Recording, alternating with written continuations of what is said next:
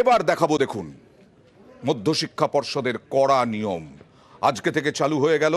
10টা 35-এ ঢুকতে হবে, না হলে 10টা 45 হলে পরেই লেট, আর 11:15 হলে পরে অ্যাবসেন্ট।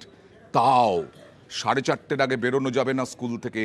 ধূপগুড়িতে একটা স্কুলে বাবা, আসলে অভ্যেস হয়ে গেছে তো গা এলিয়ে স্কুলে যাওয়া, প্রচুর মাইনে পাওয়া, প্রচুর ছুটি, যথাসময়ে ঢুকবেন কেন হেড স্যারই ঢুকছেন না। দেখুন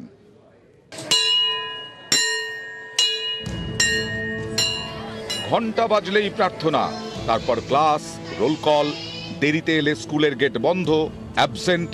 এটাই স্কুলের নিয়ম, কিন্তু এসবই পড়ুয়াদের জন্য। নতুন বছরে শিক্ষকদের জন্য কড়াকড়ি চালু করলো পশ্চিমবঙ্গ মধ্যশিক্ষা পর্ষদ। এবার থেকে 10টা 45 নয়, সকাল 10টা 35-এর মধ্যে শিক্ষকদের স্কুলে ঢুকতে হবে। 10টা 50-এর পর স্কুলে ঢুকলে লাল কালি, লেট। 11টা 15-এর মধ্যে ঢুকতে না পারলে অ্যাবসেন্ট। বিকেল 4:30-এর আগে শিক্ষকদের ছুটি নয়। সপ্তাহে 32 ঘন্টা ক্লাস নেওয়া বাধ্যতামূলক। আগেও যা ছিল তাই আছে। 10টা 40-এ প্রেয়ারের সময় থেকে শুরু হবে লেট মার্কিং, এবং ওটা আমরা করেছি 11টা 15 অবধি। টিচিং লার্নিং প্রসেস যাতে বেটার হয়, আমাদের পারফরমেন্স যাতে বেটার হয়, এই জায়গাটাই লক্ষ্য রেখে করা। মঙ্গলবার অর্থাৎ বছরের দ্বিতীয় দিন থেকেই এই নিয়ম চালু হয়েছে রাজ্যে। নিয়ম তো কড়া, কিন্তু সবাই কি মানছেন? এই দেখুন, সকাল 10টা 40 শিক্ষকদের স্কুলে ঢুকে পড়ার কথা, কিন্তু জলপাইগুড়ির ধূপগুড়ি হাই স্কুলের টিচার্স রুম ফাঁকা, হেডমাস্টারও স্কুলে নেই।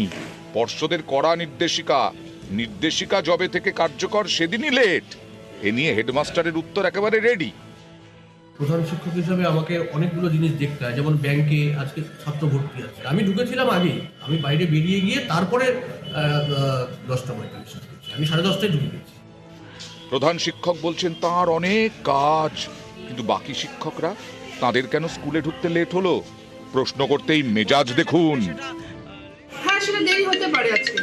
কোথায় বাড়ি আপনার? হ্যাঁ, বাড়ি কোথায় আপনার? বাড়ি যেখানেই থাকুক, ব্যক্তিগত কাজ থাকতে পারে। লেট মার্ক দেওয়া হচ্ছে কিনা আপনি ততক্ষণ অবধি থেকে দেখে যান।